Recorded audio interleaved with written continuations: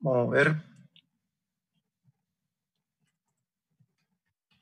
Esto es lo que habíamos visto, lo último, era un repaso de lo que es el concepto de límite de detección, límite de cuantificación, ¿okay? Y cálculo de interferencia, ¿no? Para recordar solamente eso. Mismo era el caso de la interferencia de un electrodo selectivo. ¿Okay? Entonces vamos a continuar viendo otro módulo, pero es precisamente hablando de estadística.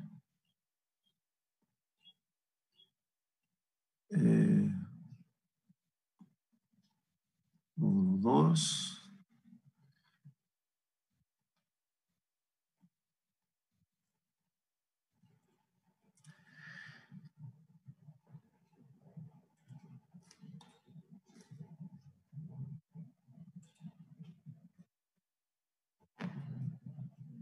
Bien, ahí están viendo ustedes. Entonces continuamos viendo la estadística de medición porque en instrumentación el desarrollo de curva de calibración es muy importante. Todos los instrumentos tienen que calibrarse. Así que vamos a repasar nuevamente este material que para ustedes ya es súper conocido. Ya te tienen todos los cálculos realizados en Excel. Vamos a repasarlo porque esta es parte del módulo que hay que cubrir. Ya, entonces siguen entrando compañeros. Ya. Calibración de los métodos instrumentales. Todos los métodos instrumentales, excepto dos, requieren una calibración que es el proceso que relaciona la señal analítica del instrumento con la concentración del analito. Así que todos los instrumentos producen señal analítica, que es la señal medida, y hay que relacionarlo con la concentración. Esa es una curva de calibración que es un tratamiento estadístico de bivariable. ¿Okay? Las excepciones son la gradiometría, que es un método absoluto, y la coulombmetría. Estos están basados en constantes fundamentales SI, que es el peso, que se conoce en forma absoluta, porque al Homo sapiens se le ocurrió crear una unidad estándar, que una unidad de un peso de 1 kilogramo, que está reposando en Francia, y dicen eso es 1 kilo, y todo el mundo se mide a través de él. Por lo tanto, es un método absoluto, igual que la coulombimetría, que es la cantidad de corriente, cantidad que depende del tiempo, que es un valor absoluto también, porque se ha establecido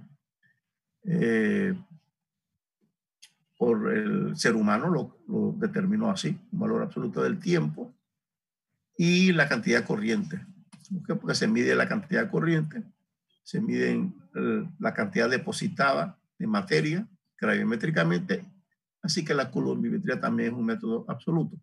Todos los demás son relativos y necesitan curvas de calibración. ¿Okay? Los tres métodos más frecuentes utilizados son confección de una curva de calibración, que se conoce como curva de calibración externa o curva de calibración. Porque el término curva de calibración no es muy apropiado, ya que el método de adición estándar también es una curva de calibración y el método de patrón interno también es una curva de calibración. Pero esos son los nombres que serán asignados. Curva de calibración o curva de calibración externa, eso ya lo habíamos visto, en el cual se usan estándares externos a la matriz, o sea, a la muestra. Por ejemplo, vamos a determinar hierro en sangre. Entonces, la curva de calibración está hecha con estándares en agua. ¿Okay? Entonces, el agua no tiene nada que ver con la sangre. ¿Okay? Pero es una curva de calibración que se usa para correlacionar. Entonces, yo se le pongo curva de calibración externa. Pero es posible que la muestra, usted le añade el estándar, entonces el estándar está en la matriz de sangre, entonces método de adición estándar. ¿Okay? Pero también hay que hacer una curva de calibración. Y el patrón interno, usted le añade un estándar a la sangre, pero ya si va a determinar hierro, no le añade hierro, le añade, por ejemplo, antimonio, algo que no es un patrón, que no es el analito y no es propio de la matriz. ¿Okay? El antimonio, ya veremos eso después. Entonces, esas son las 3 curvas de calibración que hay que utilizar para calibrar todos los instrumentos que ustedes van a utilizar, ya sea en espectroscopía, ya sea en electroquímica, ya sea en cromatografía o en técnicas nucleares. Profe, ¿puedes repetir de nuevo la adición estándar cómo es? Sí, en adición de estándar, usted añade el analito en la matriz. Por ejemplo, si usted quiere determinar hierro en sangre, usted le añade el estándar de hierro a la sangre. En el método de patrón interno, usted le añade un estándar que no es el analito a la matriz, a la muestra. Por ejemplo, si usted va a analizar hierro en sangre, el patrón interno que usted le añade es un estándar de antimonio, por decir algo. ¿Ok? Antimonio. Y en la calibración externa, la curva externa, la primera. Si es la curva de calibración del analito, es del analito que usted va a determinar. Pero el estándar estará hecho en agua, ¿ok? O en una matriz diferente a la matriz de la muestra. Entonces, la curva de calibración está hecho en estándares que están hechos en agua ultra pura, ¿okay? Y los estándares son estándares certificados de ultra puro y su muestra de sangre. ¿Okay? Claro, usted lo tiene que tratar, tiene que extraer, purificar, etcétera, pero la muestra estaba en sangre y su estándar está hecho en agua. Aquí no, los estándares están dentro de la muestra. ¿Okay? Entonces, obviamente, esto corrige algunas interferencias principalmente de la matriz. Esto no corrige nada. ¿Okay? Claro, usted puede hacer correcciones externas estadísticamente, ¿no? Con factores de correcciones, etcétera, etcétera. ¿Ok? Vamos a proseguir entonces. Curva de calibración, que se supone que es curva de calibración externa. ¿Ok? Los estándares están hechos en agua o en ácido clorhídrico, un ácido ultra puro, diluido. No tiene nada que ver con la matriz.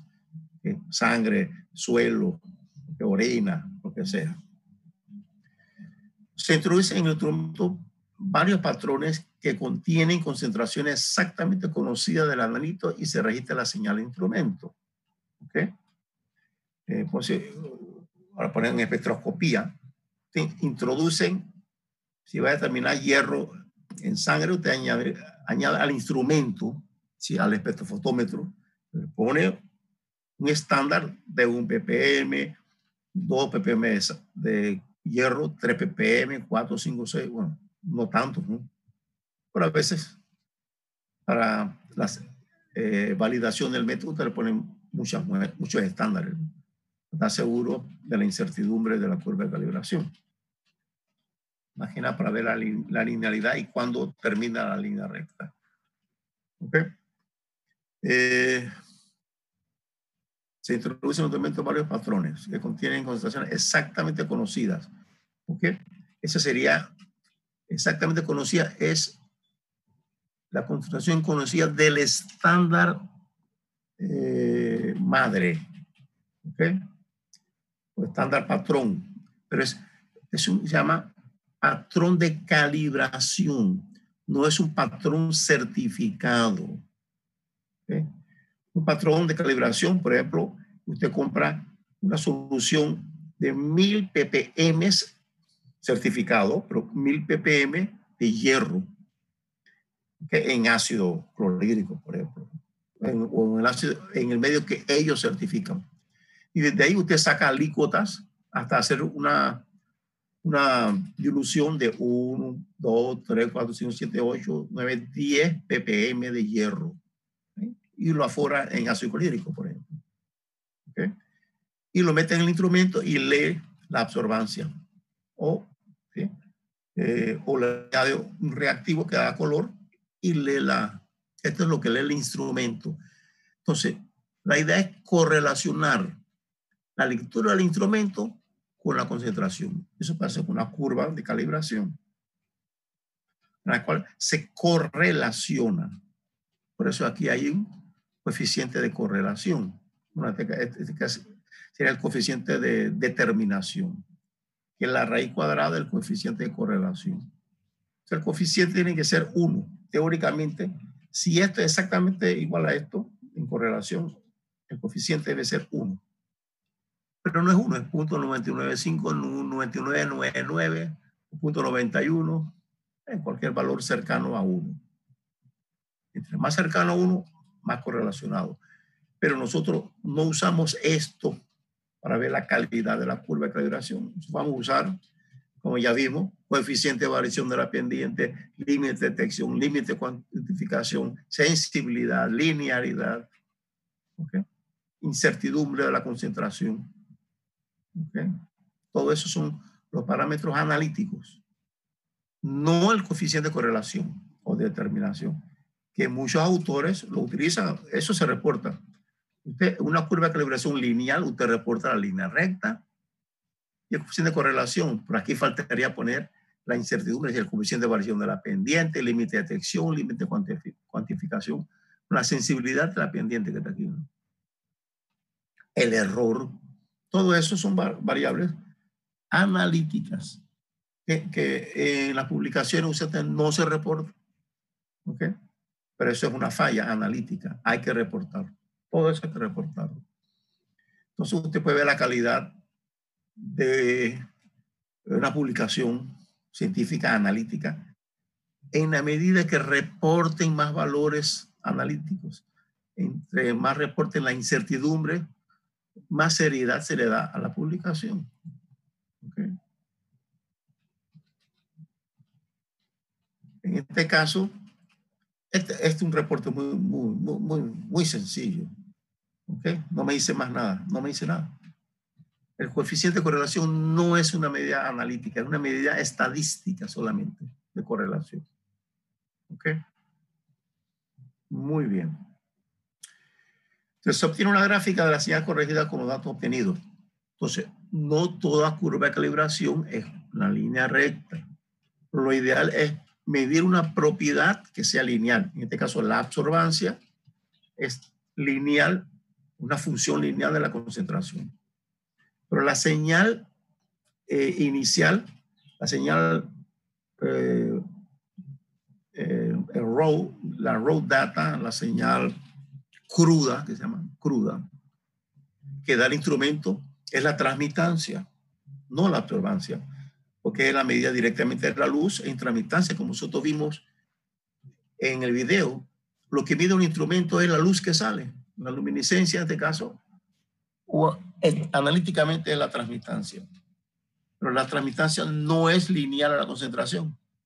Entonces se creó, y el Homo sapiens inventó una variable que sea lineal, es una función logarítmica. Entonces el logaritmo es la transmitancia inversa de la absorbancia y me da una línea recta, entonces ya yo aplico la línea recta. Y así se trabaja en ciencias naturales exactas y tecnológicas. Bien, curva de calibración externa. A menudo se obtienen gráficas lineales en un amplio intervalo de concentración. Por ejemplo, aquí esto va realmente de 1 a 10. Ese es un orden de magnitud. ¿Ok? Está bastante limitado. Justamente para que sea práctico debe tener 2 órdenes de magnitud, es decir, de 1 a 100. Serían 2 órdenes de magnitud. ¿Ok? Pero esto funciona. De hecho, eso lo usamos nosotros en analíticas, pero de un orden de magnitud. Por otro lado, si el orden de magnitud es muy grande, la pendiente va a ser menor, posiblemente, y eso me va a bajar la sensibilidad. Y a menor sensibilidad, menos precisión. ¿Ven? Entonces, todo está relacionado. Al final, ¿qué es lo que yo quiero? ¿Cómo yo saber si el asunto es bueno o es malo? Determinando la concentración de un desconocido o un control con su incertidumbre. Si su incertidumbre es menor al 1% relativo, es bueno. ¿Okay? Si 1 a 5 es regular. Mayor de 5 no es aceptable. No es aceptable. Aunque eso también depende de la concentración. Si es porcentaje, 5% no es aceptable. ppm, 5% es aceptable. Pero es parte por billón, 20% es aceptable. ¿Okay? Todo eso es química analítica. Seguimos leyendo. Porque la presentación que lo voy a dar. Todo esto está en el libro de la instrumentación de la SCUCA. Ese libro que ustedes deben leer con más detalle porque tiene mucha más información. Sin embargo, no es raro encontrar gráficas no lineales, ¿okay? Logarítmicas exponenciales, segundo orden, tercer orden, cualquier cosa se puede presentar en la vida real, que requieren un elevado número de datos de calibración para establecer con precisión la relación entre la respuesta del instrumento y la concentración. Con el método de mínimos cuadrados se permite calcular directamente la concentración de las muestras. Mínimo cuadrado para una línea recta, eso fue lo que vimos nosotros, ¿eh? Y es bastante complicado y es una línea recta de primer orden. Imagínense uno de segundo orden o uno de tercero. ¿Okay? Y eso existe en la vida real. O uno logarítmico, o uno exponencial. ¿Okay? Pero bueno, eso es estadística, ¿no? Matemática. Que como ven es fundamental la matemática, fundamental en las ciencias exactas. El éxito del método de la curva de calibración depende de la exactitud que tenga la consideración de los patrones y de lo que parezca la matriz. Entonces, hay patrones de calibración que se usan para preparar la curva de calibración. Pero hay patrones de referencia. Son patrones que están hechos de la matriz que usted va a hacer. Usted va a terminar hierro en sangre y ya utiliza un patrón hecho en agua. Es un patrón de calibración. Pero usted compra un patrón de sangre que dice 10, más o menos 20% de ppm de hierro en sangre. Entonces usted coge esa sangre, usted le hace el tratamiento y lo determina y tiene que dar 10 ppm. Esa sangre certificada es un patrón de referencia que es muy difícil de obtener. No se compra. Okay. Hay patrones de hierro en sangre entera o hierro en suero, hierro en, ¿cómo se llama? En suero, sangre entera, sangre suero y hay otro componente más de la sangre. Bueno, que hay 3 componentes de la sangre, ¿eh? En cada uno de ellos usted puede comprar un patrón de certificado. ¿Okay?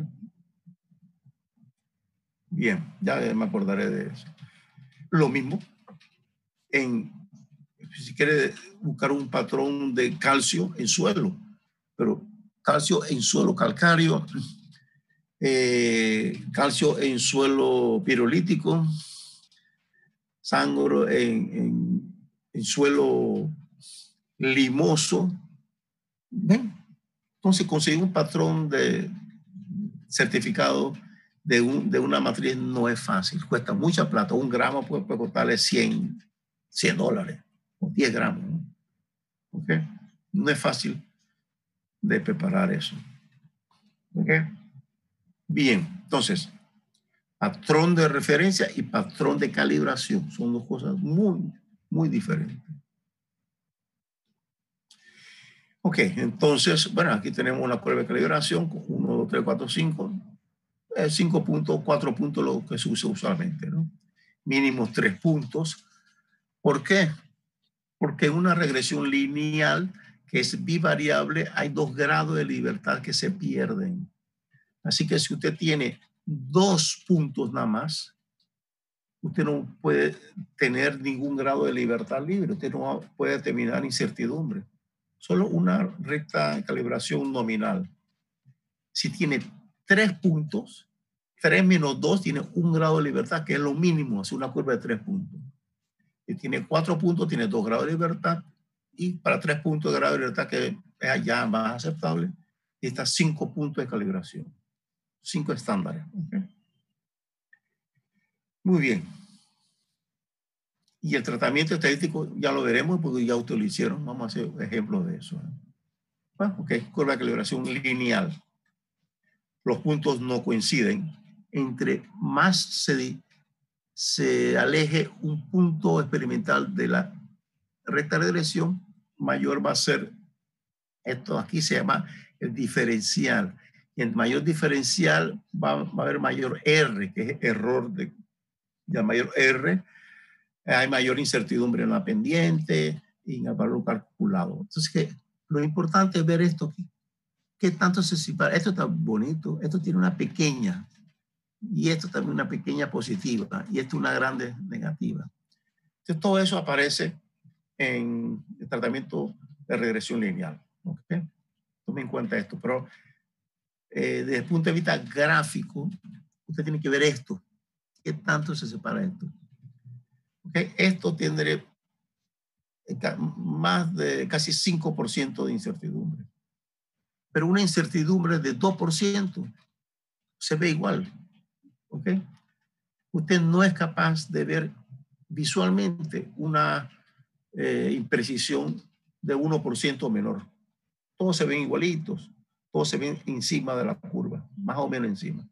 ¿Ok? Entonces, para poder determinar valores menores de 1%, usted tiene ese cálculo estadístico, matemática, a usar su Excel. ¿Ok? O un software de estadística, ¿no? Que hacen lo mismo que hace el Excel, pero más bonito, ¿no? Y más costoso. Entonces, el diferencial o residual, este valor que está aquí, residual, que es el valor medido menos el valor de la recta. La recta es mx más d. ¿Okay? Se llama residual. A mayor residual, mayor incertidumbre va a haber en la recta, la regresión, ya sea lineal o de otro, ¿no? Puede que la curva sea curva, pero aunque sea curva o recta, va a haber residuales. Y a mayor residual, peor es la curva, ¿sí? Más imprecisa es. ¿Okay? Entonces, esto es algo que visualmente hay que ver. Pues es bueno ver la curva. ¿Okay? Ver y observar los residuales. ¿Okay? A mayor residual, peor es el tratamiento estadístico, ¿no? La incertidumbre es mayor. Entonces, mínimo cuadrado, ya todo eso lo vimos. SX, SY, SYY y SXY. ¿Ok? Y a partir de estos valores, que son realmente una medida de los residuales de X, una medida de los residuales de Y y una medida de los residuales combinados, se obtiene la pendiente y el intercepto. Esto es lo que da usualmente la calculadora, dan esto, ¿no? Es muy importante. Es el valor nominal de la pendiente y el valor nominal del intercepto. El valor nominal de la pendiente es SXY entre SXX. Ya todo eso ustedes lo han visto. ¿Eh? Esto entre esto es la pendiente. Y el intercepto viene de que la recta Y es MX más B. Así que despejan B y es Y menos MX. Pero aquí se usa Y promedio, y Y promedio, donde Y promedio es la suma de todas las Y entre N. Bueno, aquí vamos a ver un ejemplo, ¿no? Y X promedio es la suma de todas las X entre N. Entonces aquí ya tengo mi primer valor estadístico. Estos no son valores estadísticos realmente. Esto Esto mide incertidumbre. Esta es la incertidumbre de los residuales, que en esencia es la suma de todos los residuales, la suma de todos los residuales al cuadrado, raíz cuadrada de esto. Es el promedio de los residuales. Esto que está acá. ¿Ok? Con 2 grados de libertad menos, ¿no? N menos 2. Porque la recta curva de calibración de bivariable pierde 2 grados de calibración. Para un juego de datos. Si tú tienes 2 juegos de datos, sería N menos 3. Y así sucesivamente. Entonces, bien, este es mi primer dato de incertidumbre. A partir de SR, calculo SM. Esta es la incertidumbre de la pendiente. Y si usted divide la incertidumbre de la pendiente entre la pendiente, tiene el coeficiente de variación de la pendiente, que es lo que yo utilizo siempre. Yo le he dicho a ustedes, utilicen como una medida de la incertidumbre de la recta. ¿Ok? Porque es un valor relativo. Este es un valor absoluto, no me dice mucho. Entonces, si comparo entre su valor nominal, si esto es pendiente, tengo que dividirlo entre la pendiente. Me da la incertidumbre relativa a la pendiente. Y ya me da un orden de magnitud. Entonces, esto es lo que te dice. Menor de 1 es bueno, de 1 a 5 regular, de mayor de 5 no aceptable. Menor, sí, punto, hay valores de coeficiente de variación de punto 1 y punto 2. Son excelentes. ¿Ok? Entonces, usted mide la calidad de su curva de calibración por los niveles de incertidumbre, no por los valores nominales. Esta es la incertidumbre de la pendiente, que no es muy útil, para estimar el nivel de incertidumbre de una curva, porque SB siempre va a ser grande. Esta es la incertidumbre del intercepto, y el intercepto está por debajo del límite de detección, por tanto esto siempre va a ser grande. Esto va a ser, si dividen esto entre la pendiente, sería la incertidumbre relativa al pendiente, da más del 50%.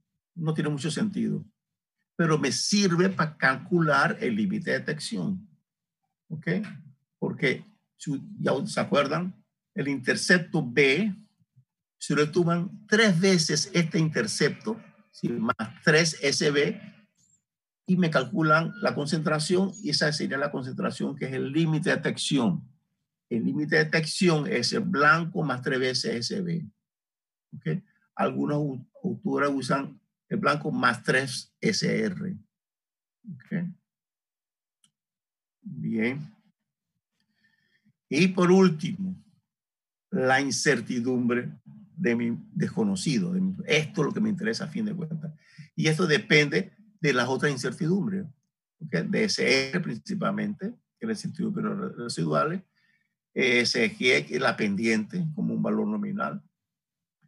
Y la Y, ¿ok? Su desconocido. Entonces, la incertidumbre de su desconocido es igual a la incertidumbre de los residuales entre M, que eso es un valor nominal, raíz cuadrada de 1 sobre M. M es el número de replicados que usted hizo. ¿Sí? Si usted cogió su muestra y lo leyó 3 veces, ese M vale 3.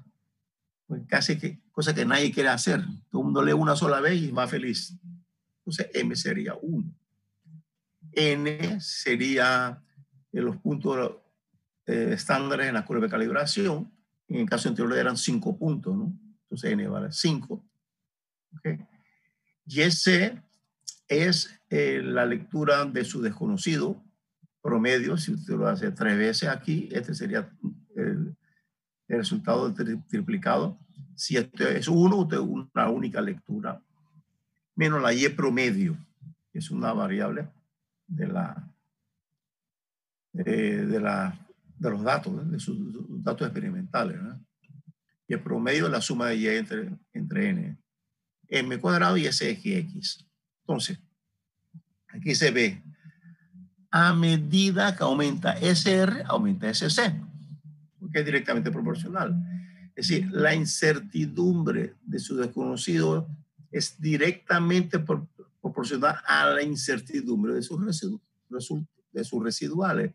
Es decir, directamente proporcional a este valorcito aquí, a esta diferencia. ¿Ok? Entre mayor sea estas diferencias, entre más alejado usted, pues, es directamente proporcional a su desconocido de su muestra. También es inversamente proporcional a la pendiente. Entonces, esto es la sensibilidad de la muestra, ¿ok? La sensibilidad del método, M. Entonces, a mayor M, a mayor sensibilidad, menor SC, mejor es su... Porque obviamente lo que queremos es que SC sea lo mínimo posible, porque esta es la incertidumbre. A menor SC, menor incertidumbre, mejor precisión. Mayor SR, mayor SC y mayor incertidumbre. A mayor M, y a mayor pendiente, a mayor sensibilidad, menor SC, mejor incertidumbre, ¿no? Mejor precisión. Aquí, mayor cantidad de repetición disminuye esto, mejor precisión, pero hay una raíz cuadrada, ¿no? Así que si usted hace 4 repeticiones, solamente va a tener un beneficio de 2. ¿Ok? Entonces, no hay mucho beneficio a aumentar la repetibilidad. Hay beneficio, pero no mucho. Esto sí son directamente, esto no, porque hay una raíz, ¿no? También, entre mayor puntos, disminuye esto, mejor precisión, pero hay una raíz, que no es mucho el beneficio. Eso tiene beneficio, pero no es mucho, ¿no? Y aquí nuevamente la m cuadrada para que sea igual a esto. Y aquí un cuadrado, ¿no? Entonces, a mayor diferencia que hay aquí, menor precisión, ¿eh? ¿Ok? Entonces, entre mayor es este valor, más se aleje usted. Según esto es una función lineal, así que mayor va a ser C. Entonces, este valor no se debe alejar mucho del promedio. Entonces, el promedio que se encuentra en la mitad de la curva de calibración me dice que es el mejor valor que usted obtiene. Entonces, eso es lo que se obtiene en una curva de calibración lineal no ponderada, que se llama, no ponderada. Una curva no ponderada no se toma en cuenta la incertidumbre de los patrones, ¿ok? Y se obtiene que la mejor lectura es en la mitad de la curva de calibración. Eso es lo que usted obtiene con una curva de calibración de flauta. Ya lo veremos después, ¿no? Ya todo eso yo lo vimos con ustedes, pero vamos a repetirlo. ¿Ok? Entonces eso es para interpretar la incertidumbre de su muestra, que es lo que a fin de cuentas me interesa. ¿Ok? Pero aquí no sale lo del límite de detección, pero a medida que nos aceptamos el límite de detección, nos vamos alejando de Y promedio, porque esto va aumentando mucho y esto va aumentando mucho. ¿Ok? Muy bien. Proseguimos. Este es un problema que ya lo habíamos hecho, vamos a repetirlo. ¿Okay? Aquí tenemos una curva de calibración de 1, 2, 3, 4, 5 puntos. Y de 5 puntos tuvimos 5 datos del instrumento. 1, 2, 3, 4, 5. ¿Ok? Aquí tenemos 3 grados de libertad. ¿Ok? 5 menos 2. Entonces, para construir todo esto, hay que ver X cuadrado, Y cuadrado y X por Y, ¿no? ¿Se acuerdan? Ya hicieron eso con una tarea, ¿no? Así que vayan rescatando esas tareas que se van a utilizar. Vayan buscando ahí. Quiten bueno, antes era quiten el polvo a las páginas. Ahora vayan rebuscando su base de datos, ¿no? X cuadrado es esto al cuadrado acá. Y lo copian. Esto al cuadrado lo ponen acá y lo copian. Y esto por esto lo ponen acá y lo copian. ¿Okay? Suman todo esto, es la sumatoria de X cuadrado. Suman todo esto, la sumatoria de X de Y al cuadrado. Y suman todo esto es sumatoria de X por Y.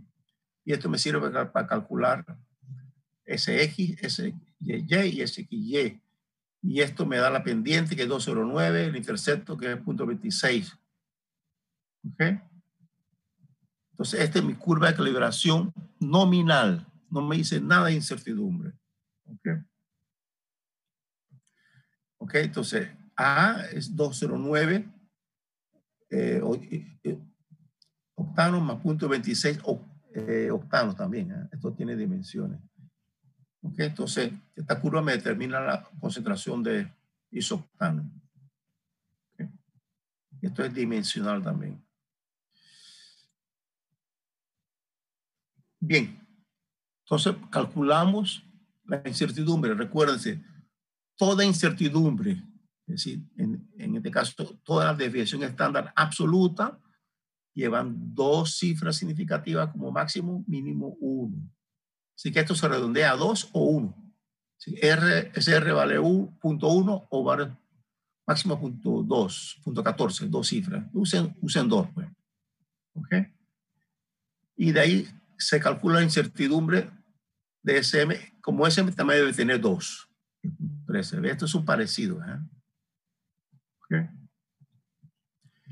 Y de ahí se calcula SDB, que también es muy parecido, 0.16. ¿Ok? Aquí no aparece, pero usted tiene que calcular coeficiente de variación de M. Déjame ver si se puede hacer aquí. Déjame ver si puedo insertar un cuadrito aquí. A ver si puedo hacer magia aquí. Coeficiente de variación de la pendiente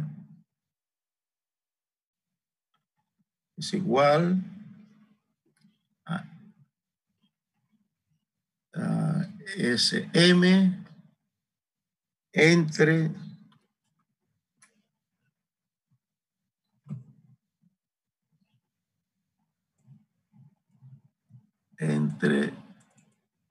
M. Aquí vamos a achicar esto un poco.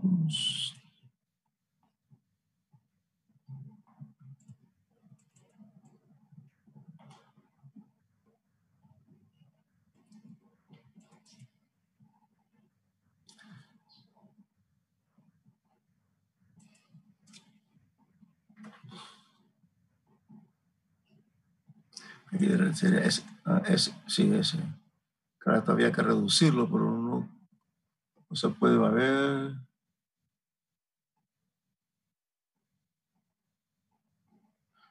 Está bien, ¿eh? Ok. Y esto vamos a copiarlo.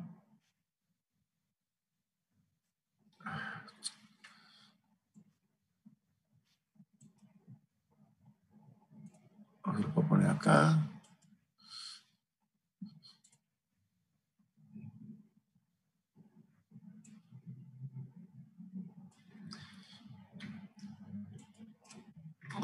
B sería SDB. Entre B. Listo, vamos a guardar esto aquí.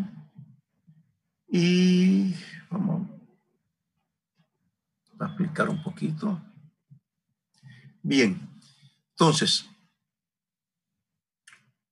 el valor absoluto de SM.13 y el valor absoluto de SB.16 son parecidos. Todos estos son parecidos, pero los relativos no. ¿Por qué? Porque SM, que es pequeño, entre M, este valor grande. ¿Ok? En cambio aquí, SB, que es pequeño, pero B es pequeño. Entonces esto va a un valor grande aquí. Entonces el coeficiente de variación de B es grande y el coeficiente de variación de M es pequeño, aunque los absolutos son parecidos. Entonces es importante determinar el coeficiente de variación de M y el coeficiente de variación de la pendiente. ¿Ok? Bien.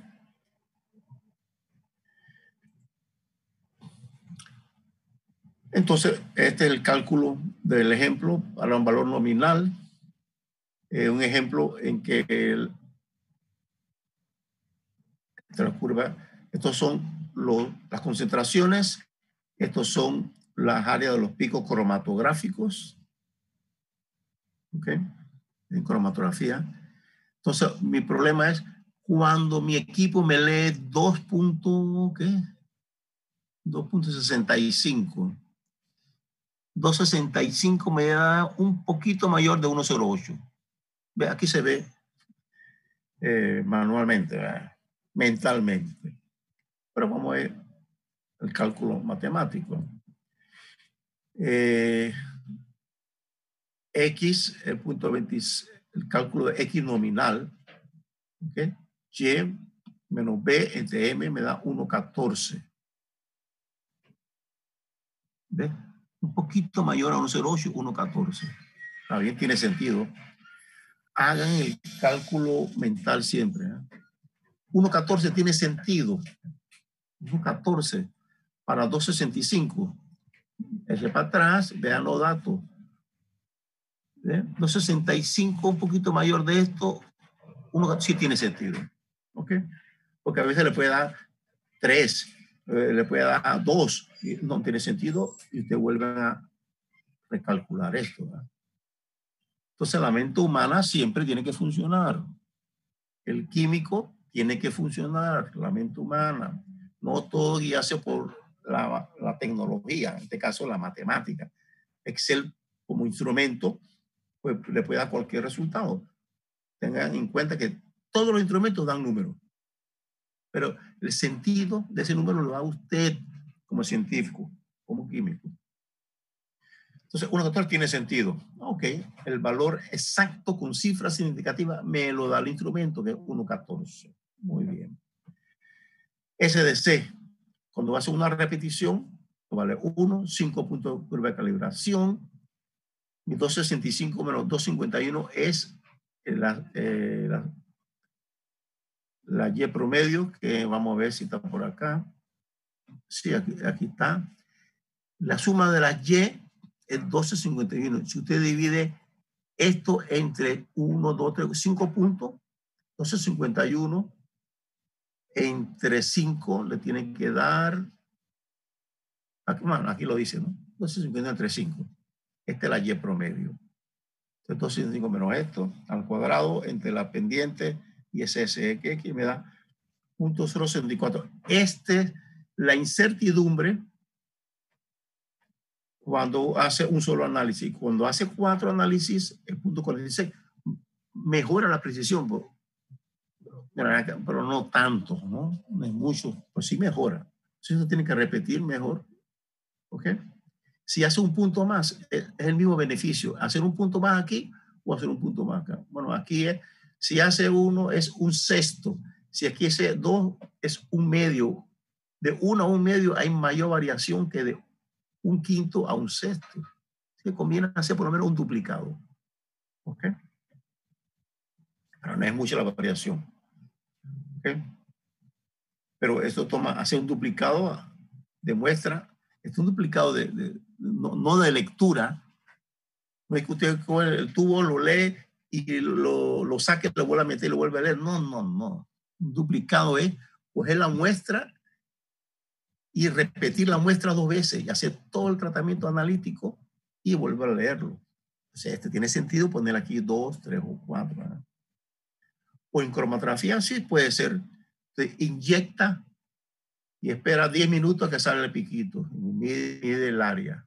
Vuelva a inyectar y vuelva a medir el piquito. Esa sería la repetición de la misma alícuota, pero haciendo repetición de la lectura instrumental. ¿Ok? Pero lo ideal, lo que se debe considerar es un duplicado, es duplicado de la muestra, no duplicado de la lectura. Pero los dos son válidos. ¿eh? Si usted hace duplicado, usted tiene que reportar duplicado de la lectura o el duplicado de la muestra. ¿Ok? El analítico, el químico analítico sabe la diferencia. ¿Ok? Tal vez su jefe no le interesa eso. No me repite esto, es nada más el instrumento. No pierda tiempo, no es reactivo. ¿ok? Pero analíticamente hay una gran diferencia porque repetir la muestra toma en cuenta toda la incertidumbre de la metodología. Repetir la lectura no lo toma en cuenta, ¿ok? Estos son químicos analíticos, para el que se especializa en química analítica, ¿no? Entonces, este es el ejemplo que hicimos nosotros el año pasado, ¿ok? Saquen su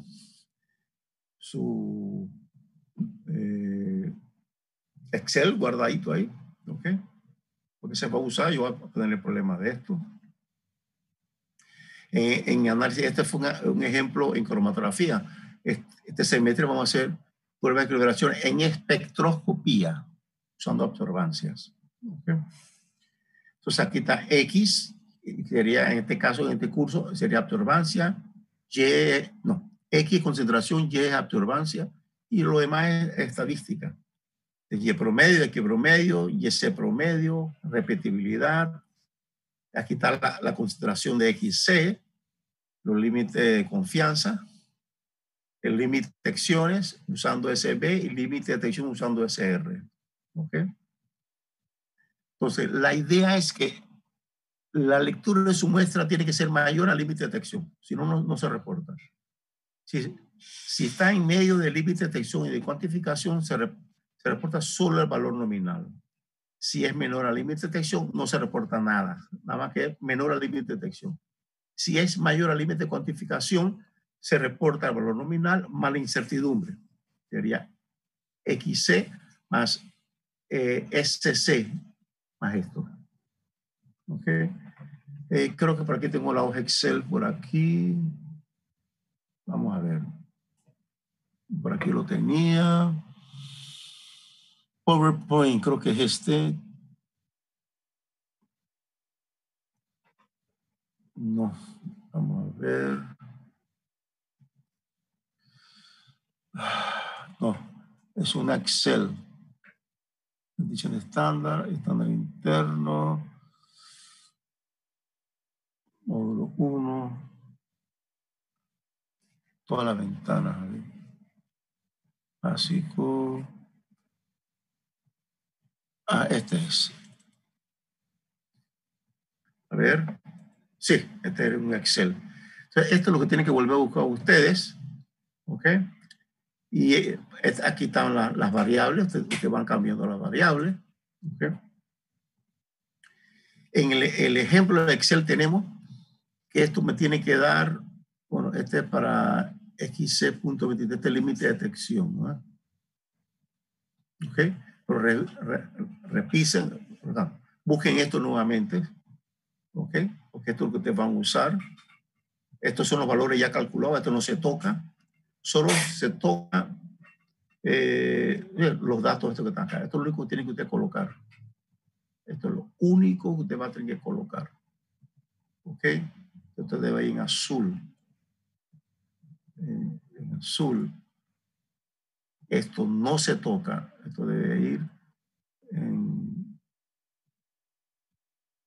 rojo. En rosa. Ok.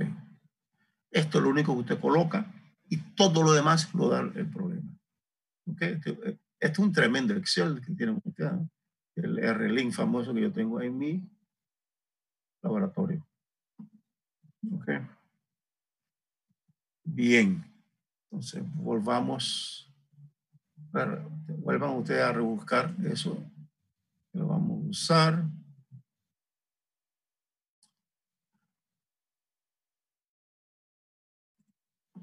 Ok. Entonces, en el libro, este problema daba 1.14 más o menos 0.74. Entonces, aquí me da 1.14 perfectamente y límite de acción y su certidumbre 0.074. Okay. No, este para 4 repeticiones, 0.046. Aquí está, 0.046. La incertidumbre de la muestra, esta es la muestra 1.14. Entonces son un límite de detecciones, 1.23, porque todo eso sale con el Excel. ¿Okay? Entonces, para calcular el límite de detecciones, aquí se pone el intercepto ¿okay? Y triplicado n igual a 3 para el límite de detección y m igual a 10 para el límite de cuantificación. Es lo que está aquí, ¿no? Aquí se pone y ese promedio, que es el intercepto, ¿okay? O SR, ¿no? Bueno, y esto aquí es B24, EGCB, en interceptos B24, que está aquí, punto 25, más 3 veces B27, que es SB. Esto está acá. Repito, hay dos maneras de determinar el límite de detección. Realmente hay tres. Aquí falta el límite de confianza, que es el que yo uso en mi Excel el RLIN usa intervalo de confianza. Aquí no. Estos son los datos que da el libro, el Willard. ¿Ok? Por eso yo lo tengo aquí.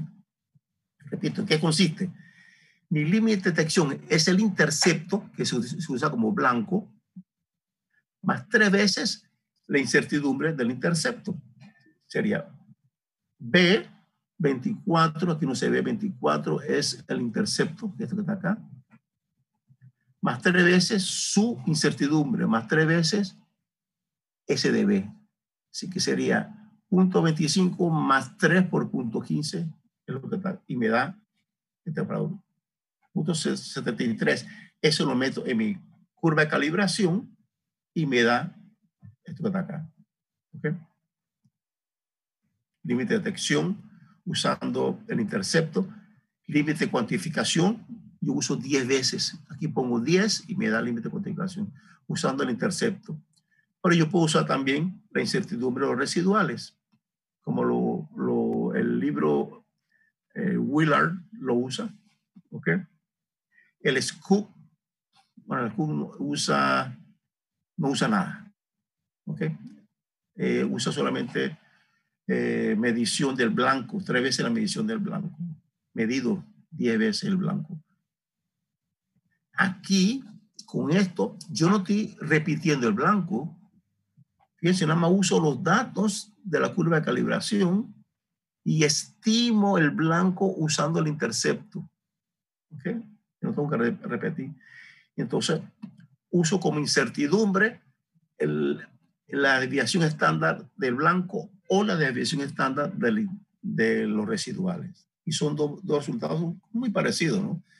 Este es 0.7 con una cifra y este es 0.7 también con una cifra. Con dos cifras ya se diferencian.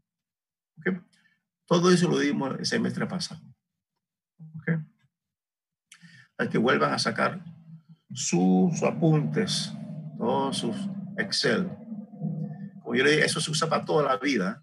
Ese Excel lo guardan para toda la vida. Cuando vaya a trabajar la empresa, lo va a usar también. Y la empresa no va a tener, ese relink no lo va a tener. ¿Okay? Entonces continuamos viendo errores instrumentales. Los errores instrumentales son principalmente errores sistemáticos. ¿Okay? Los errores sistemáticos, que son errores que pueden ser corregidos, a diferencia de los errores aleatorios que no pueden ser corregidos. Los errores instrumentales son de tipo instrumental, personal y del método. El instrumental puede ser corregido cuando usted recalibra el equipo. El equipo está recalibrado, el cero no está calibrado, la pendiente se puede corregir, hay factor de corrección de la pendiente. ¿Okay? Todo eso se puede hacer instrumentalmente. ¿Okay? Entonces, se corrigen los errores sistemáticos y quedarían todavía los errores aleatorios. Deben ser pequeños. Los errores personales, ¿okay? El analista pues, se equivocó de reactivo, se equivocó de muestra, ¿okay? Preparó mal el estándar. Esos son errores personales. Usted es el culpable. Si se llega a descubrir, tenga cuidado que lo botan. ¿Okay? Error instrumental, bueno, le echan la culpa al instrumento. Error del método, le echan la culpa al método. Error personal, le echan la culpa al analista. es usted. ¿Okay? Así que traten de minimizar eso. Usualmente el error personal se corrige automatizando el equipo, poniendo un autosampler, por ejemplo, ¿no? Se minimiza el error de colocación de muestras, todos esos asuntos, ¿no? Pero de todo modo hay que preparar la muestra, que usted lo tiene que hacer, hay que preparar los estándares y hay que colocarlos en el autosampler. De ahí en adelante el error es instrumental. ¿Ok? Bien. Entonces, la automatización no elimina el uso de un analítico. Luego puede también reducir en algo el personal. ¿Ok? ¿Ok? Por ejemplo, el que va a hacer la lectura del instrumento es una sola persona. Pero la preparación de la muestra no lo hace el equipo, ¿eh? Porque hay técnicas de preparación de muestras automatizadas. ¿Okay? Pero en química no se acostumbra a hacer eso, porque los químicos trabajamos con pocas muestras. En una industria tenemos unas 2 a 10 muestras al día, como mucho, de 1 a 10.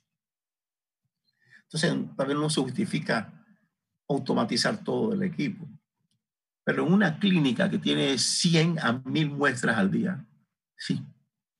Entonces, nada más tienen que preocuparse de rotular la muestra y ponerla. El equipo se encarga de tomar lo reactivo, hacer todo lo demás. ¿Ok?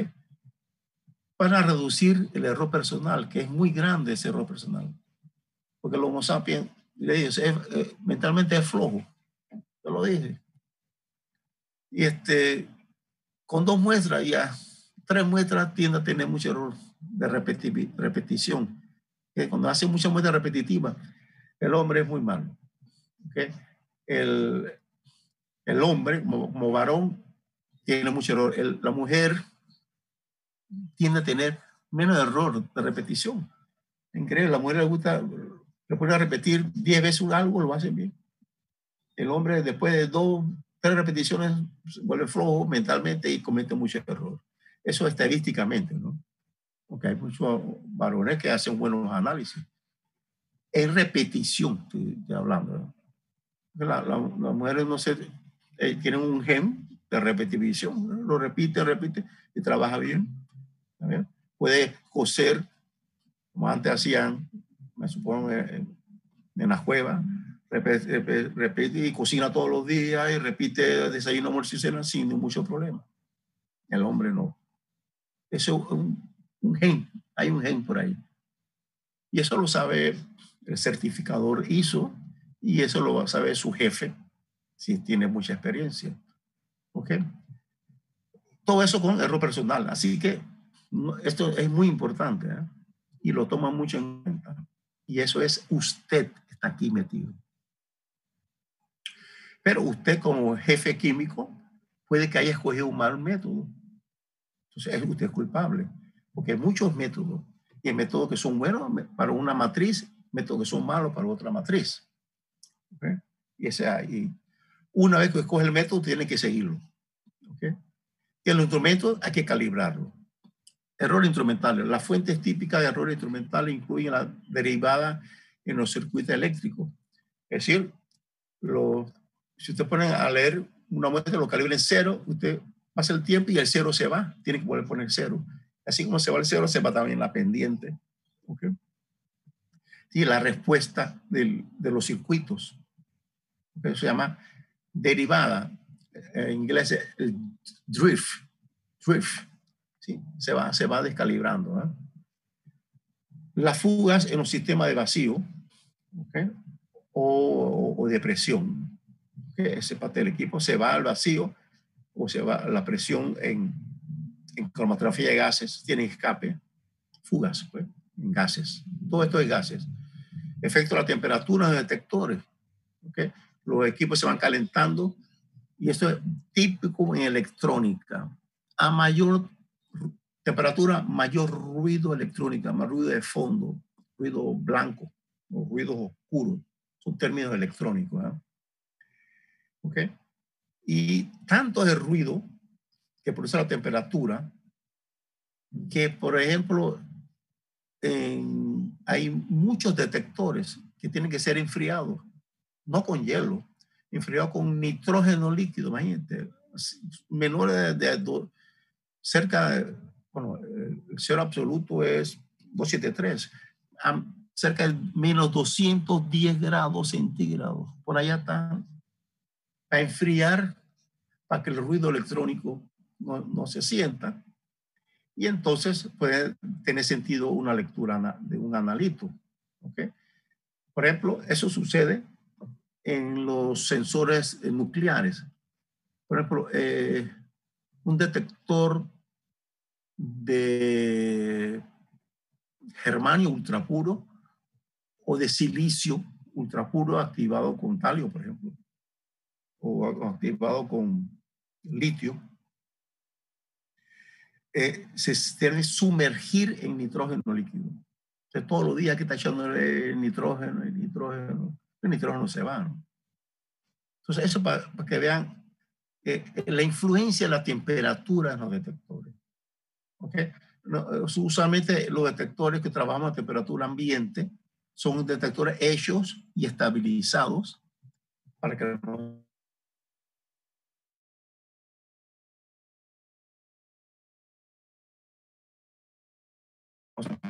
Por ejemplo, en instrumentos se enfrían con agua,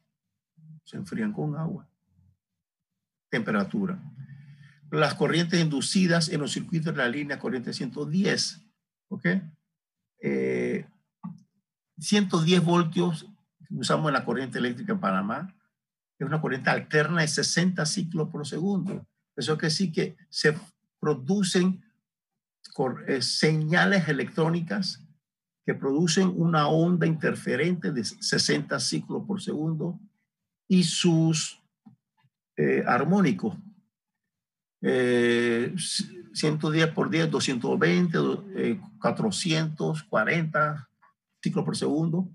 Entonces, esas son señales eléctricas que se producidas por la corriente eléctrica, no tienen nada que ver con la señal analítica. Entonces hay que eliminarlo, ¿no? Eso es interferencias electrónicas. Esa es pura electrónica, ¿no? Eso se hace usualmente modulando la señal analítica. Yo se lo dije a ustedes en la demostración del video este. Ese video yo también se lo envié al profesor Jafet para que con calma vayan desarrollando ese video. Ese video tiene mucha información experimental. Como la parte experimental lo ve el profesor Jafet, yo se lo envié a él. ¿Okay? Ahí están los problemas de los armónicos. ¿Okay? Y eso hay que eliminarlo usualmente con filtraciones. Hay varias maneras. Filtración. Usted selecciona la frecuencia que usted desee, ¿okay? Usando un filtro. O usted modula la señal analítica. Si la señal analítica es de 60 ciclos, va a haber problemas aquí. Entonces, usted produce una señal de 1000 ciclos por segundo usando un modulador. Eso lo veremos más adelante. Entonces, la señal analítica está a 1000 ciclos por segundo, 60 y sus armónicos de 200, 400 y David 2000 no van a afectar. Eso se llama un área limpia. Y usted ahí lee su analito. Esa es pura instrumentación, pura electrónica. El descenso de la tensión de los bordes de la batería con el uso. Bueno, se usa una pila, la pila se va descargando. ¿Okay? Si su instrumento no tiene un estabilizador de voltaje bueno, se va a descalibrar. La descalibración es un error de instrumentación. Y los errores de calibración de los medidores. Bueno, okay. Pesas y equipos volumétricos. Todos esos son errores de calibración, principalmente, ¿no? De ruidos, interferencia y descalibración. ¿Ok? Pues una balanza, usted tiene que calibrarlo siempre. Te pone una pesa de 50, que es estándar, una de 100 y de 200. Eso es lo que se usa. Usted tiene al ladito una pesa de referencia que usa Usted pone su cero, pone su pesa de 50 gramos y debe pesar 50.0000. Si no, se descalibró, lo calibra. Y pasa media hora, vuelve a poner su pesa de 50. Debe medir 50.0000. Si no, se descalibró, tiene que volver a calibrar. Y su lectura anterior que usted hizo, tiene que volver a leer la pesada, porque se descalibró. Pero si se descalibró en 1 miligramo, en valor absoluto, recuerda que 50.0000, 1 miligramo no es significativo. Eso no quiere decir que la medida de 10 miligramos tenga el mismo error. Porque 10 miligramos, .0001 no lo va a medir. ¿Okay? Entonces, 1 miligramo absoluto, si se descalibró en 10.0001, no va a ser significativo. Pero todo eso es pesada. Usted todos los días pesa y asume que lo que usted pesó es correcto. Usted midió también. El volumen está afectado por la temperatura. Entonces, usted está midiendo un volumen con su pipeta volumétrica. ¿Ok? Bien. Pero la pipeta fue calibrada a 25 grados. Usted, el laboratorio no está a 35, porque eso en Panamá pasó. Nosotros medimos a 30 grados. Es decir, que el volumen de 25 a 1,25 es menor, porque a 30 grados el volumen es un poquito mayor por expansión. Bueno, eso es mentalidad analítica. El analítico tiene que ver eso. Un no analítico no le interesa, más o menos, pipeta volumétrica, pipeta cerúlica, más o menos, y le da un valor más o menos. Pero el analítico tiene que saber más o menos cuánto, 1%, 0.1%, 2%. Esa es la mentalidad analítica.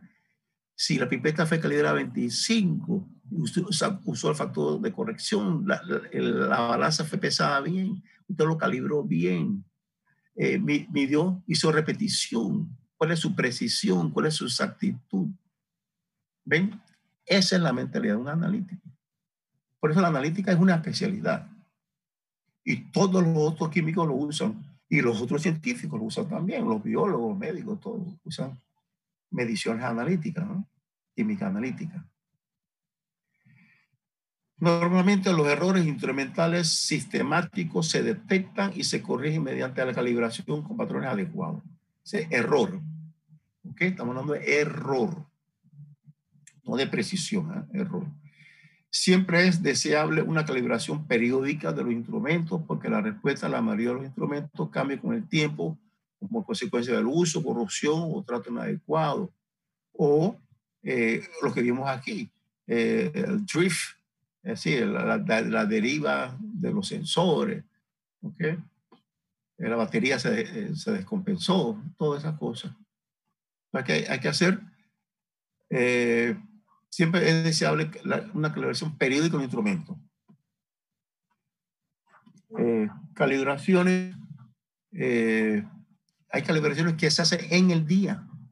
Usted comienza a hacer una calibración y lee. Usted lee 5 o 10 muestras y tiene que volver a calibrar el equipo, volver a poner los estándares. ¿Eh? Porque hay equipos que se calibran muy fácilmente. Pues, un cromatógrafo no mucho, pero en espectroscopía, por ejemplo, absorción atómica, la llama en espectroscopía, absorción, emisión atómica, cambia después de 5 muestras, ya está descalibrado. Tiene que volver a poner los estándares y rápidamente leer 5 muestras más y 5 muestras más y así sucesivamente. ¿Okay? Aparte de que anualmente usted tiene que contratar el mantenimiento del instrumento, ¿okay? Por medio del contrato que usted tiene del equipo con la fabricante. Pero como en Panamá no se acostumbra a hacer eso mucho, por ejemplo, en la universidad yo tengo que hacer toda la calibración anual, porque no se contrata. Bueno, los nuevos equipos ya tienen contratos anuales, gracias a Dios. La universidad ya tiene contrato anual del instrumento. Y eso cuesta usualmente un 10% del equipo. Si ese equipo costó $20,000, usted tiene un contrato de $2,000 anuales. ¿Ok? Anual. Usted tiene que saber eso, porque usted va a trabajar en la empresa y le pongan a trabajar usted, Acá el equipo llegó, usted, señor jefe, usted tiene contrato de mantenimiento. No, ese equipo no se daña. Bueno, todo equipo necesita un mantenimiento una vez al año mínimo.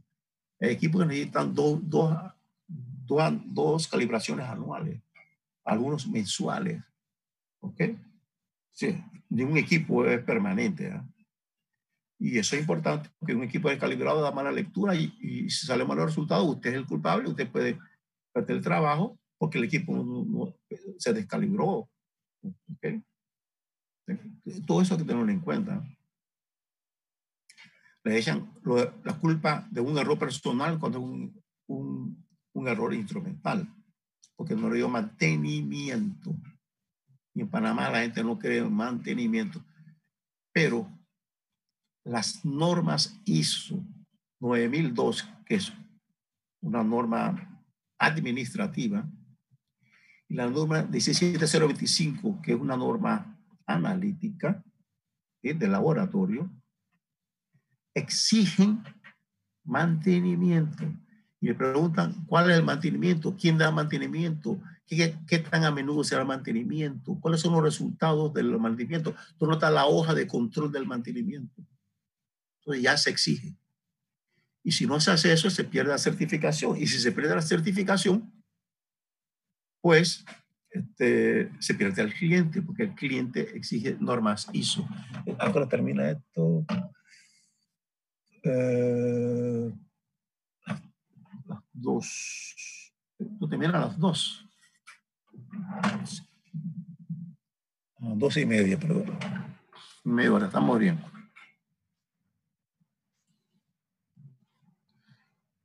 El Instituto Nacional de Estándares y Tecnología pone a la venta una variedad de materiales de referencia certificados.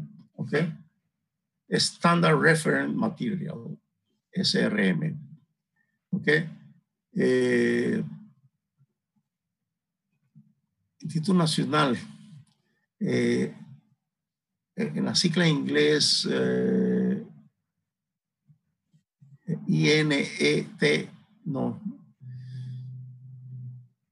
Bueno, pero en español, traducido también así, Instituto Nacional de Estándares y Tecnología, ¿okay? Que es una institución internacional, tiene a la venta material de referencia. Hay muchas empresas que se dedican a vender estándares de referencia, pero no todos son reconocidos. ¿Okay? No, estas sí son reconocidas. ¿Okay? Eso es importante, porque a la hora de hacer una lectura de error, los estándares de referencia, Standard Reference Material, es una medida para la exactitud del método. Y en casos legales, esto es una pelea enorme que se forma a nivel legal. Y esto es, el estándar yo no lo reconozco, pero esta sí se reconoce, no hay nada que hacer. Porque muchas empresas producen materiales de referencia que no son reconocidas. ¿No? Porque producir un material de referencia es muy complicado, muy complicado. Primero tiene que preparar un material homogéneo y eso es una ciencia. Luego tiene que analizarlo, ¿ok? Pero no lo puede hacer una sola institución. Pues si lo analiza una sola institución, esa institución puede tener error. Entonces tienen que hacerlo 3 instituciones diferentes, con 3 técnicas diferentes. Entonces lo hace, por ejemplo, la Universidad de Panamá, ¿sí? el LEA, el IEA. Lo hace, por ejemplo, el oncológico, que tiene un laboratorio de aguas, por ejemplo, y lo envían del Instituto de la de Análisis de la Tecnológica. Pero tiene 70 diferencias. Por ejemplo, análisis de aguas por absorción atómica, el otro por espectroscopía, emisión atómica de plasma, por ejemplo, y el otro usando técnica polar electroquímica.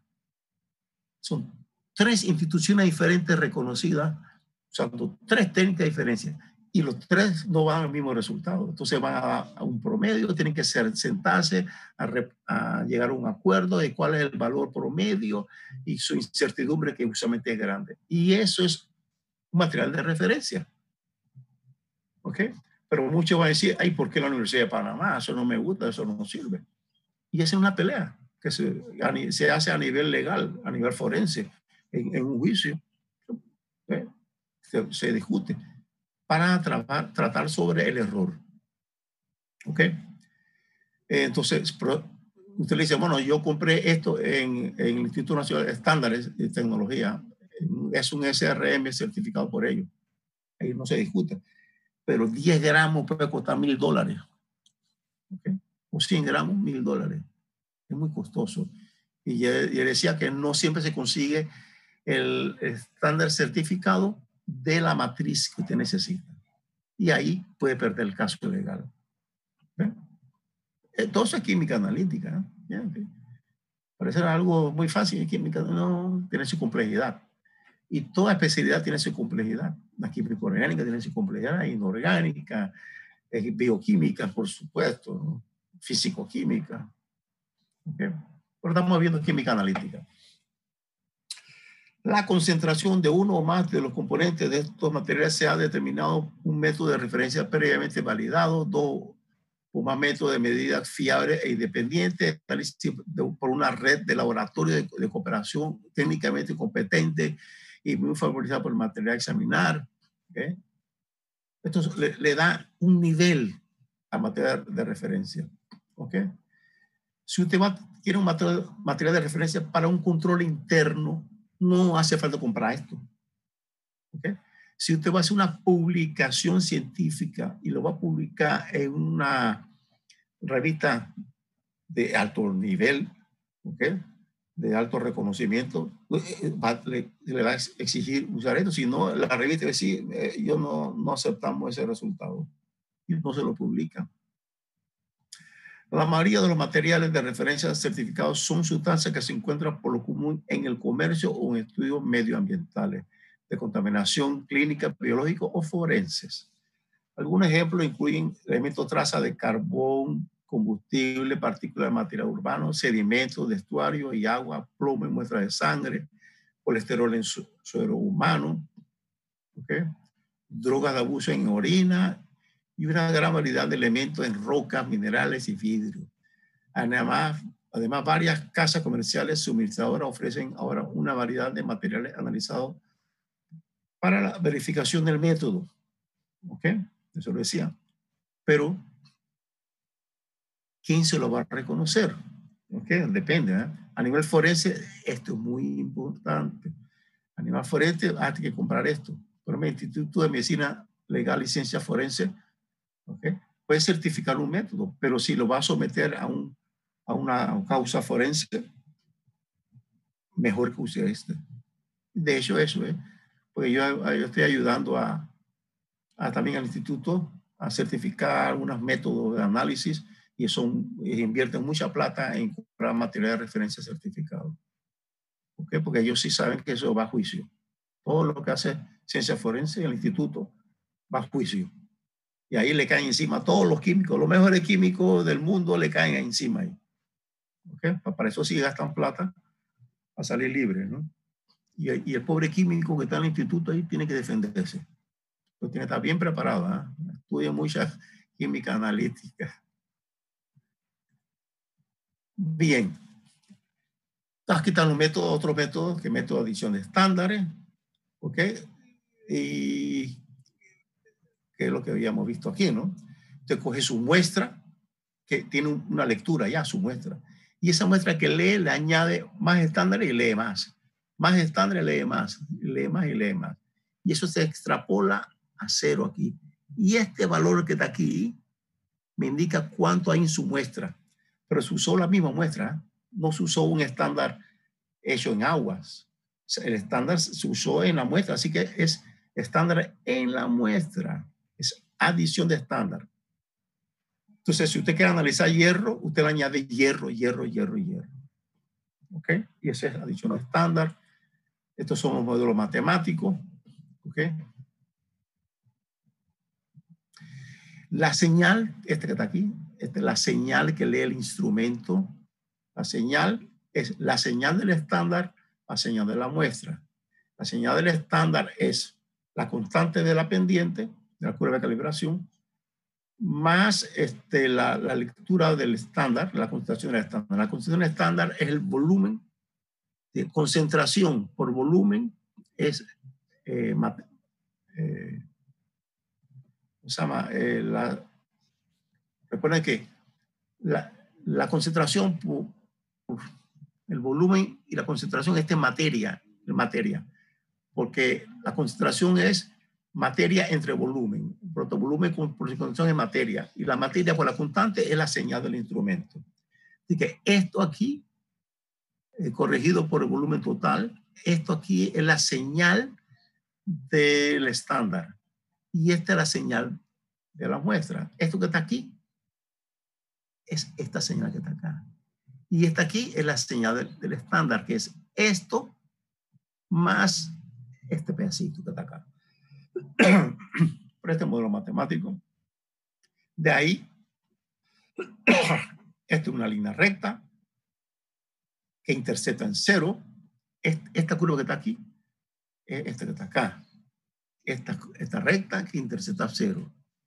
Este es el intercepto, que es B, ¿ok? Y esta aquí es la pendiente.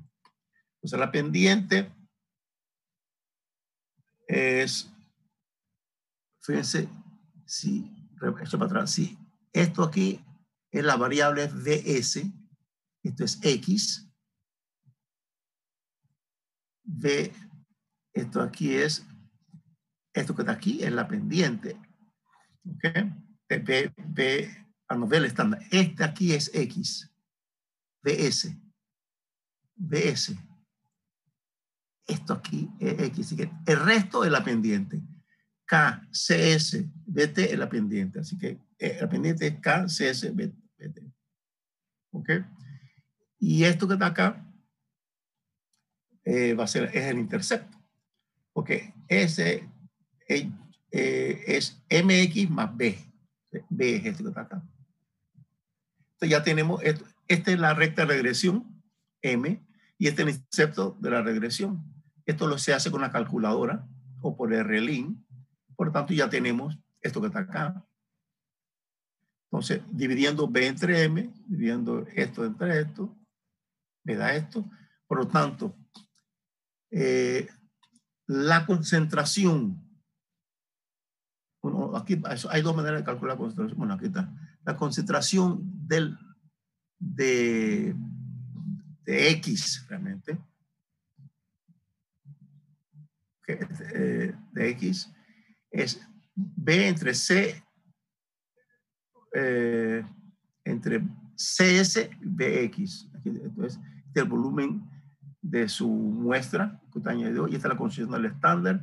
Este es el intercepto de la red de regresión que da su calculadora, y este M. De esta manera, esto es la concentración de X. Está malo aquí, ¿eh? De CX. CX. Aquí es CX. Perdón, aquí es CX. Oh.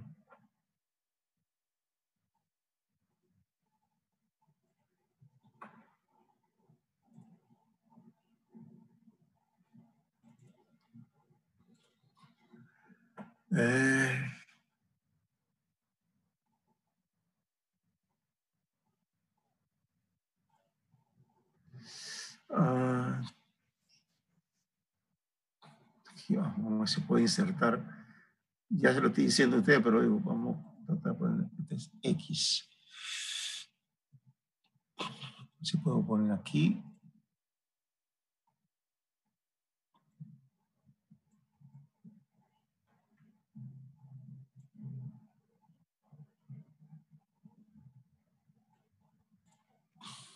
Ok, hice un poquito de trampita ahí está. Ok, entonces, la concentración de su desconocido, que es una medida de esta distancia que está acá, esta es la concentración de su muestra usando adición de estándar. Depende de la pendiente, del intercepto, de la concentración de los estándares que usted va añadiendo y el volumen de muestra que usted usó. Todo eso usted lo conoce. ¿Okay? Bien. ¿Qué más tenemos acá? Por supuesto, me quedaría, este es el valor nominal, que como analítico está limitado. Esta es la incertidumbre. La incertidumbre relativa del desconocido es la incertidumbre relativa de la pendiente y la incertidumbre relativa del intercepto. Estas son las variables que tienen incertidumbre. Esto tiene incertidumbre. Este asumimos que no tiene incertidumbre. Fíjense, si no, habría que sumarlo también. Pero si asumimos que esto sí tiene incertidumbre, entonces la incertidumbre total es la suma de la incertidumbre relativa. Sí, la varianza total relativa es la suma de las varianzas relativas. Eso es un teorema fundamental de la estadística, ¿no? Entonces, SC sobre X. Entonces, si le saco la raíz cuadrada de esto, me queda SC sobre X y ese X lo paso para acá. ¿Okay? Y aquí está equivocado, ese SX. Todo esto hay que modificarlo. Esto no, bueno, ese de C está bien, la incertidumbre de esto es X, CX, C de X, C de X, esto aquí nuevamente es X, a ver si me quedó algo, esto aquí copiado.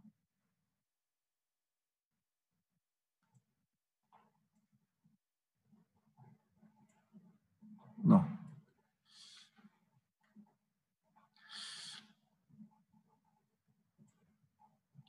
Ay, Dios. Ya. Y cada vez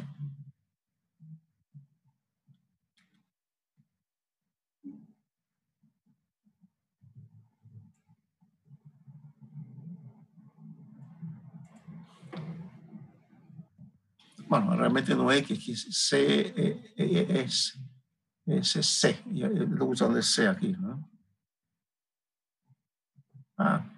Vamos a poner X mejor. Pues.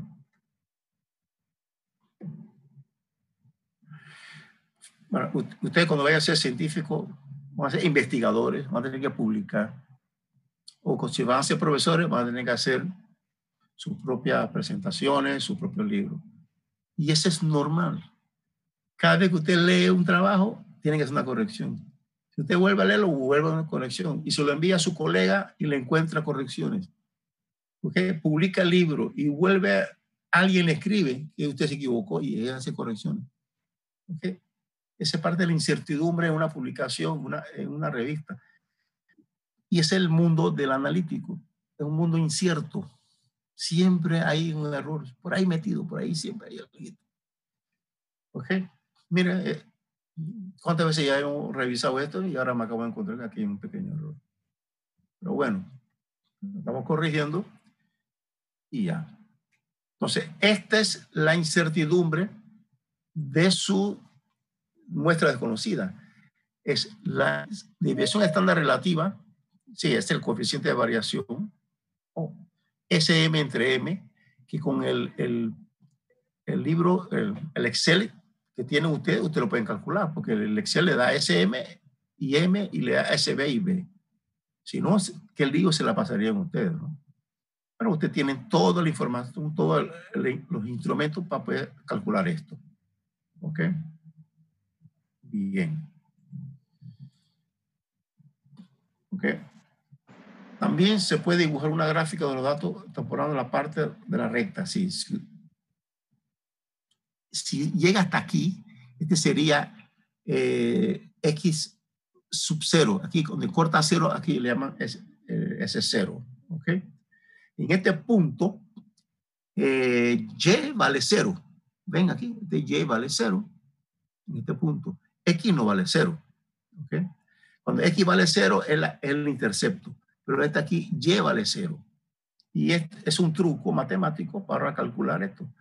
Cuando esto que está aquí, mi lectura esto lo pongo, lo igualo a 0, yo tengo esta ecuación igual a 0 y entonces despejo Entonces, mi concentración nominal de X es el volumen, ¿sí? Donde intercepta 0, usted lo lee en la gráfica, multiplicado por la concentración del estándar entre el volumen del estándar. Es otra manera de calcularlo. ¿Ok?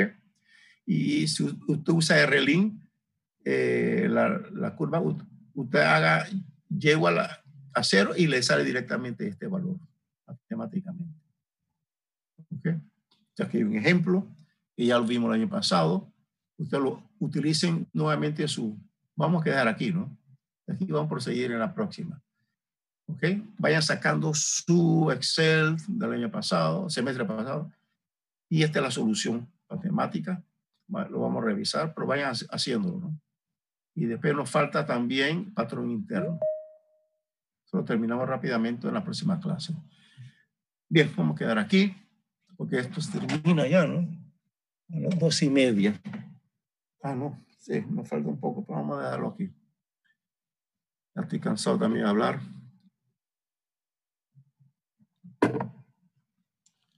Bien, nos vemos el martes entonces. ¿Alguna pregunta sobre esto? En la medida que ustedes vayan repasando bien sus Excel, vamos a adelantar rápido, ¿ok? Porque ya la próxima clase vamos a hacer eso en Excel y eso es fácil de hacer si ustedes tienen todo eso hecho. Si no, nos pasaríamos 2 sesiones haciendo los Excel, ¿no? Así que yo creo que ya no. Sí, dígame. La incertidumbre relativa a la pendiente era SM entre M o SB entre M. La incertidumbre relativa a las pendientes es SB entre B. La incertidumbre de la pendiente es SM entre M. Y eso hay que elevarlo al cuadrado, ¿ok? Y sumarlo y sacar la raíz cuadrada. Y se la da incertidumbre del desconocido, ¿no? De la muestra. ¿Ok? Y eso está ahí. Bueno, ya lo veremos. Eso está ahí. Cualquier duda lo vemos en la próxima clase. Vaya repasando su Excel. Todo eso está en el Excel de ustedes. Y todos esos problemas lo hicimos el semestre pasado. Todo eso. Vayan repasando. Y en la próxima clase seguimos a partir de ahí. ¿Ok? Porque el examen va a venir rápido también. Recuerden, el tiempo va contado. Si entre más domine su Excel y si su Excel esté bien hecho, pues mejor van a salir. Pero lo importante es que ustedes salgan bien. Eso es todo. ¿Ok? No se me estén quedando atrasados. ¿Otra duda? ¿No? Bueno, fíjense que esto es un repaso nada más, ¿no? No hay mucho problema. Entonces vamos a terminar. Eso es todo. Hasta luego. Un saludo por aquí, por acá. Hasta luego, profe. Chao, hasta luego. Hasta luego. Gracias. Feliz fin de semana. Disfruten la familia. Hasta luego, profe. Chao, bye bye. Cuídense, bien cuidado.